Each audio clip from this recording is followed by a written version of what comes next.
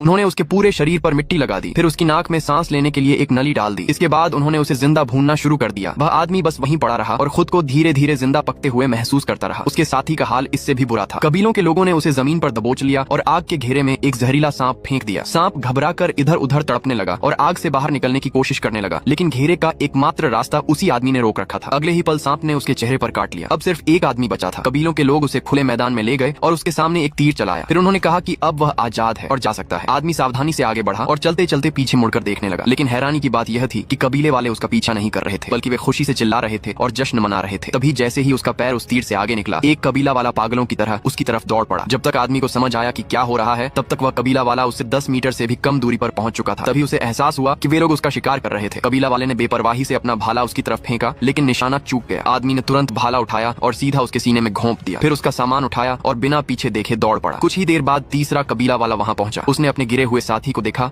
और तुरंत उसके पीछे दौड़ पड़ा। अब तक आदमी पूरी तरह थक चुका था। उसका गला सूख गया था और उसके पैरों में जान नहीं बची थी। लेकिन तभी अचानक वह कबीला वाला जमीन पर गिर पड़ा और वहीं मर गया। मगर चौथा कबीला वाला पहले ही उसके करीब पहुंच चुका था। आदमी ने खुद को संभाला और फैसला किया कि अब भागने के बजाय पहले हमला करेगा। उसने एक कैक्टस में छेद किया और झाड़ियों में छिपकर इंतजार करने लगा। कबीला वाला वहां पहुंचा और उसने कैक्टस में बना छेद देखा। फिर उसे एक जूता दिखाई दिया। उसने सोचा कि आदमी कैक्टस के पीछे छिपा है, लेकिन उसे नहीं पता था कि वह आदमी पहले ही घूमकर उसके पीछे पहुंच चुका था। अगले ही पल पीछे से एक भाला उसके आर पार हो गया। कबीला वाला खून से लथपथ होकर जमीन पर गिर पड़ा। अपने 4 लोगों को एक एक करके खोने के बाद अब कबीले के सरदार ने खुद शिकार की कमान संभाल ली। उधर आदमी प्यास से मरने ही वाला था कि तभी उसे आगे एक छोटी नदी दिखाई दी, लेकिन पानी उसके होंठों तक पहुंच पाता उससे पहले ही कबीलों के लोग वहां पहुंच गए। सरदार ने अपने लोगों को अलग अलग दिशाओं में खोजने का आदेश दिया और यही आदमी के लिए मौका बन गया। उसने अकेले पड़ चुके कबीला वालों को एक एक करके खत्म करना शुरू कर दिया। वह एक पेड़ पर छिप गया और सही मौके का इंतजार करने लगा। जैसे ही एक कबीला वाला अकेला आया, वह ऊपर से कूद पड़ा और उसे मार गिराया। आगे बढ़ते समय अचानक बगल से एक भाला उसकी तरफ आया। उसने झटके से बचाव किया और दोनों आपस में भिड़ गए। आदमी ने मुट्ठी भर रेत उठाई और सीधे उसके चेहरे पर फेंक दी। कबीला वाला पूरी तरह घबरा गया और कुछ भी नहीं देख पाया। बस इसी मौके का फायदा उठाकर आदमी ने लड़ाई खत्म कर दी। कबीलों के लोग उसे टुकड़े टुकड़े कर देना चाहते थे, लेकिन आदमी को यह सब बेमतलब लग रहा था। वह सिर्फ जिंदा बचना चाहता था। तभी उसकी नजर आसपास पड़ी सूखी टहनियों और घास पर गई। उसने अपने तीरों के सिरों पर घास बांधी, उन्हें आग लगाई और एक के बाद एक छोड़ना शुरू कर दिया। कुछ ही सेकंड में उसके सामने आग की एक विशाल दीवार खड़ी हो गई। जब तक कबीलों के लोग वहां पहुंचे, तब तक बहुत देर हो चुकी थी। वे आग की लपटों में फंसकर चारों तरफ भागने लगे। उधर आग की दीवार के दूसरी तरफ खड़ा आदमी राहत की सांस ले रहा था, लेकिन अब उसके पास न खाने का सामान बचा था और न ही पीने का ताजा पानी।